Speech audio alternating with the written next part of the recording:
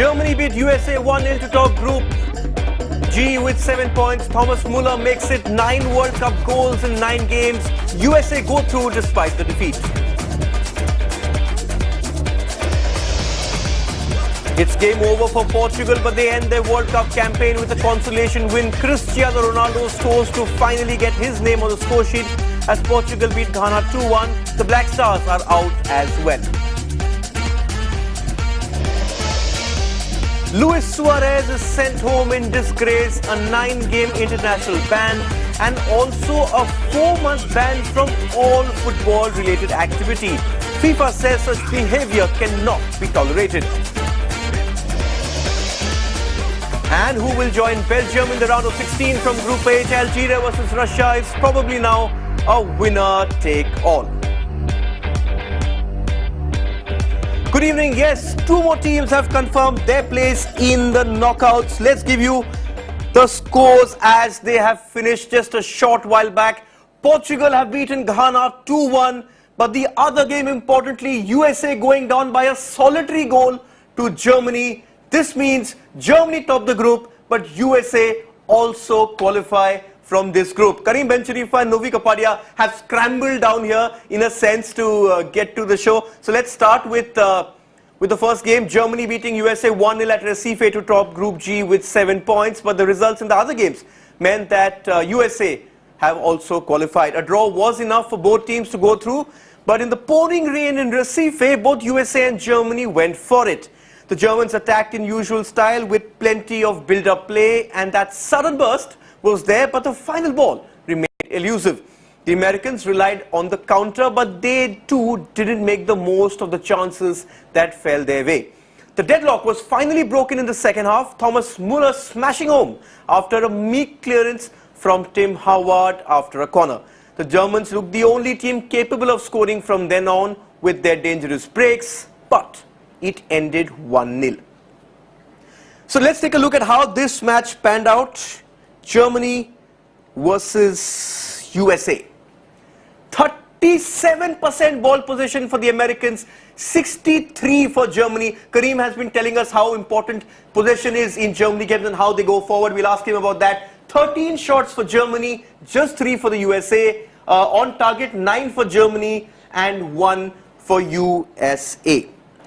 Novi Kapadia, the stats show that it was a completely one-sided game, but in the pouring rain, the Americans did just about enough to ensure that they didn't go out on goal difference. Germany showed much greater professionalism and skill in adapting to these rainy conditions. And the way they retained possession, kept pushing forward, keeping possession but pushing forward.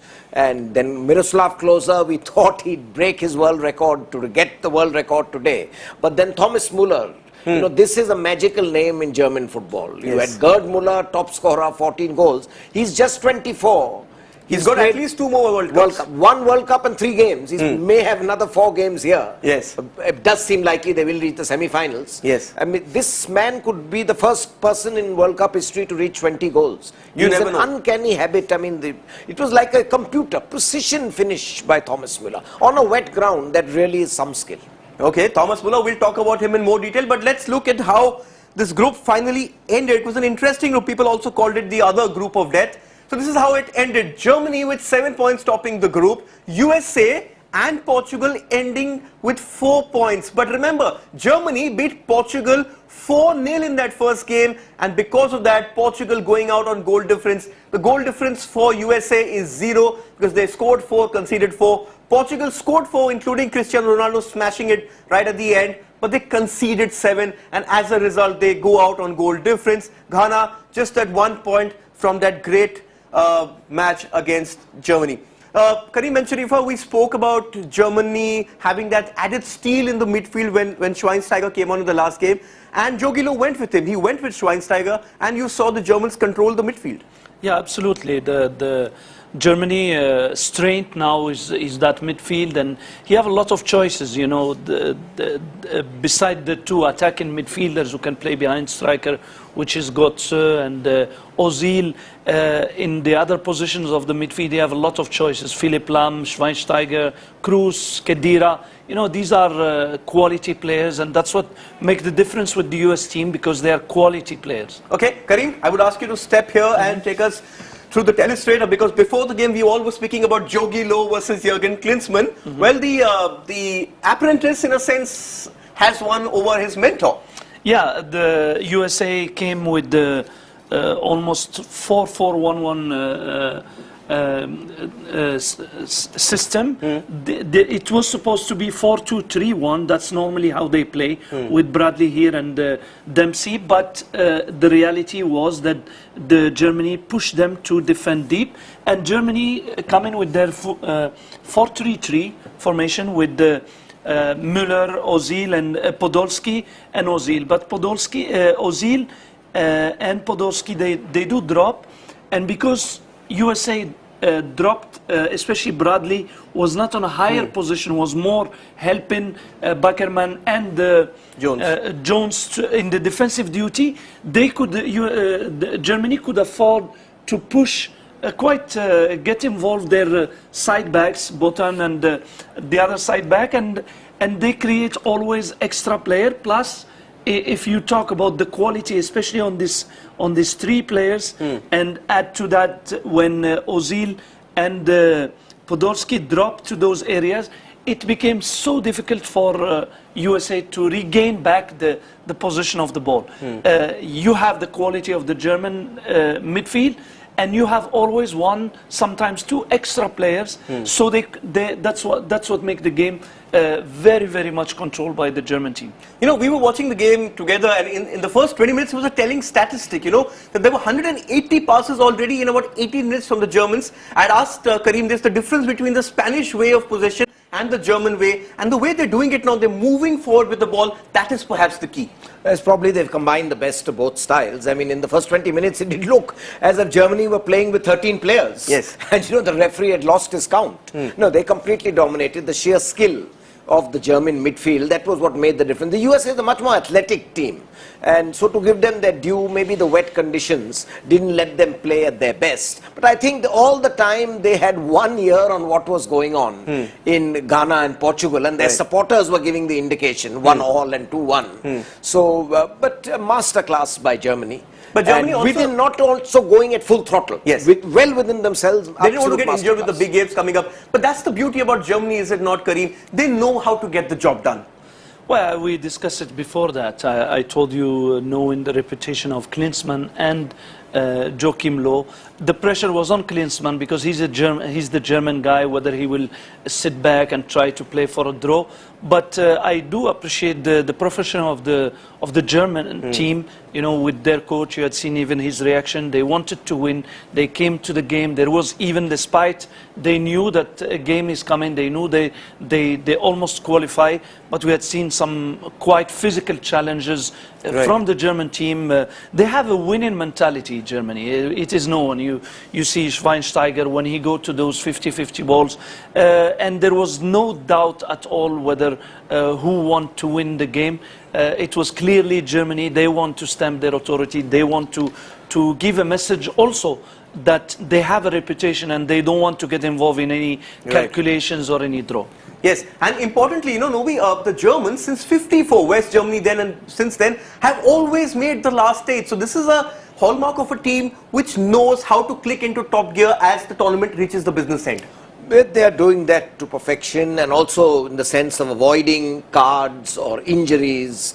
So they are gradually progressing. Though, of course, Thomas Muller is getting the goals. They do seem lots of goal scorers also. Yes. I mean, practically all the players do seem to be getting everyone was going up in a sense to get a shot. Yes. There were some good saves by the American keeper. The wet conditions led to a few players slipping here and there. Also, the ball moving in front when the players were not exactly there to take the shot. Scoreline could have been more. Could have been. But I think the happiest for Löw is the defense is now finally shaping up. What was considered the weak link, the back four, which is not changed, is playing to perfection.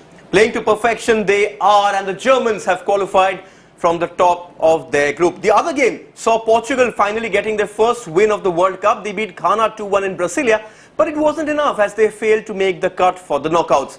Both sides needed at least a win to stay in the hunt, although Ghana, with a better goal difference, were likelier to have actually made it to the round of 16. Portugal took the lead at the half-hour mark through an own goal from Ghanaian defender John Boy.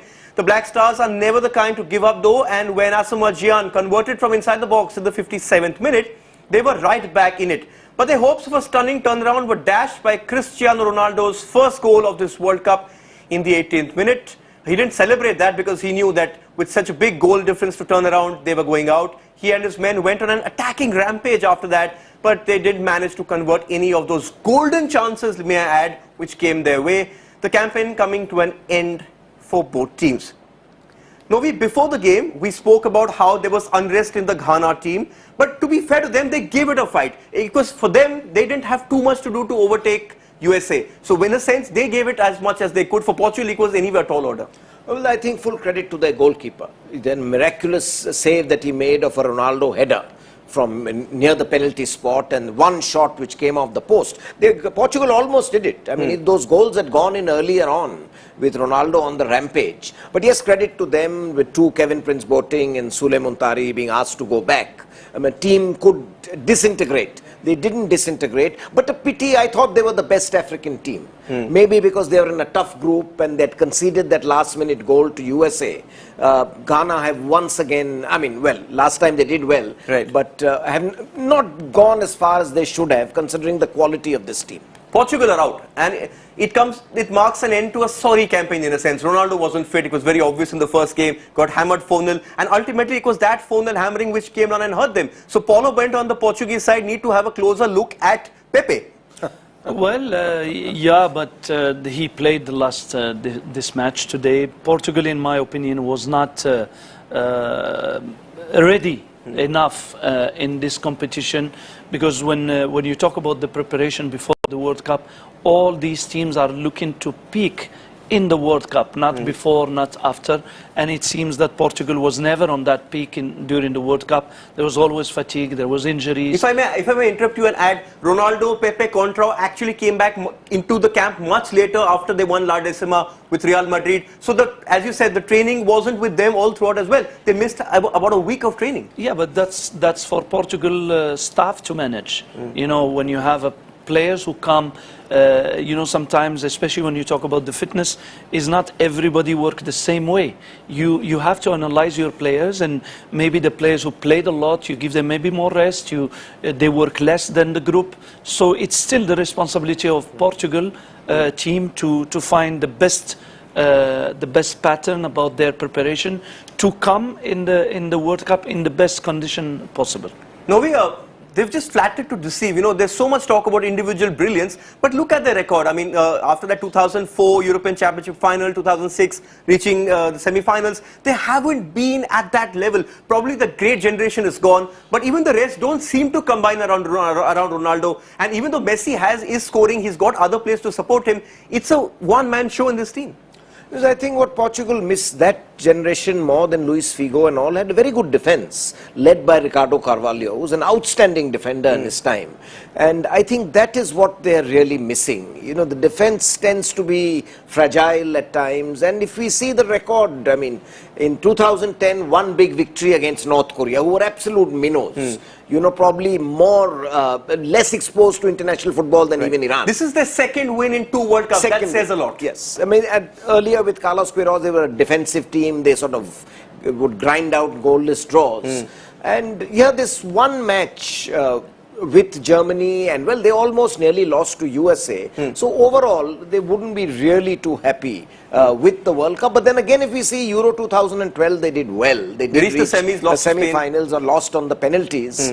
So, like as Karim is saying, it's probably the preparation leaves a lot to be desired. Lots of players come from Real Madrid, even the Argentinian players, and all have come out, you know, after playing late league season.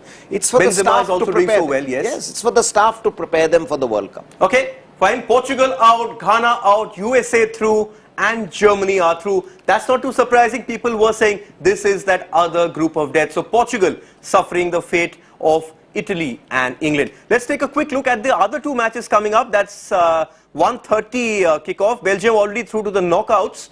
They take on South Korea tonight, but will be without skipper Vincent Kompany, who has picked up a groin injury.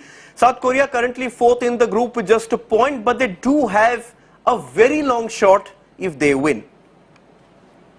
Now the other Group H game tonight is from Curitiba. We're told it's raining non-stop there. Algeria facing Russia at 1:30 as well. Algeria, of course, 2nd in the group behind Belgium, and a victory will see them book that spot in their knockouts after they absolutely thrilled us with that display against Korea.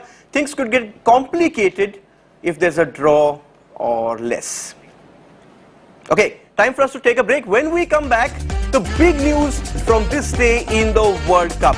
Luis Suarez banned by FIFA for 9 games and 4 months from all football-related activities.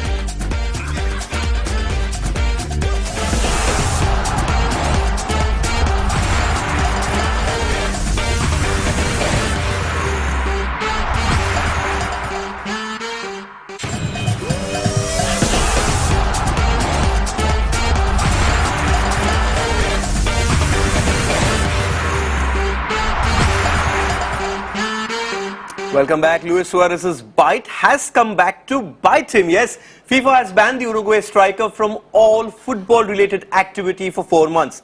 This means Suarez's World Cup is now officially over. He will not be able to take the field in Uruguay's knockout game against Colombia on Friday or for their next 8 international outings after that.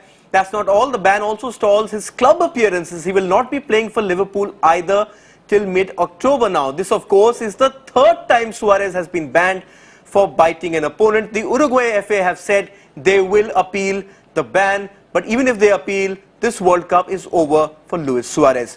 Novi Kapadia, he had this problem with Liverpool. This is the 3rd time he's done it. In Liverpool, the last season, he stayed remarkably free from any such temptation, no red cards, no fights, no biting, anything. And we saw how he delivered. He became the player of the season, earned the respect of the fans. But when it happens again and again and again, there is a darker problem.